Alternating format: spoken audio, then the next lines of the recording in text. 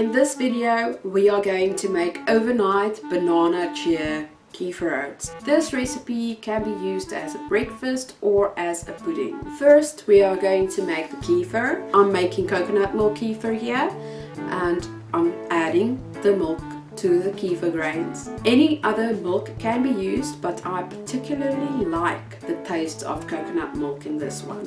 Cover the jar. You can use a paper towel or you can use a solid lid. Just secure the paper towel with a rubber band so the bugs can't get in. And let your kefir ferment for a period of 12 to 48 hours. When done, separate your kefir grains from the kefir and make a new batch of kefir by putting the grains back into the jar and adding fresh milk. Here I've got the banana and I'm peeling it, ready to mash it. You can slice it up if you like. Get your jars ready because we are going to start filling them with tomorrow morning's breakfast. This recipe can also be used as a pudding. In goes the banana. Try to divide it equally.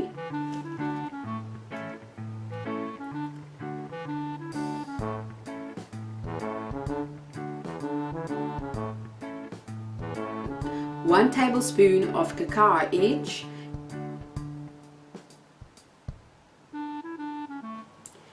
Here I'm adding a quarter cup of oats to each cup. And then comes 200 ml kefir per serving. 200 ml of kefir for the one jar and 200 ml of kefir for the next jar. Then comes the chia seeds. Chia seeds not only makes the breakfast set nicely, but are a kind of superfood that's rich in omega-3s. Here I'm adding 1 tablespoon of honey, and this is for flavor. Mix it in to combine all the ingredients.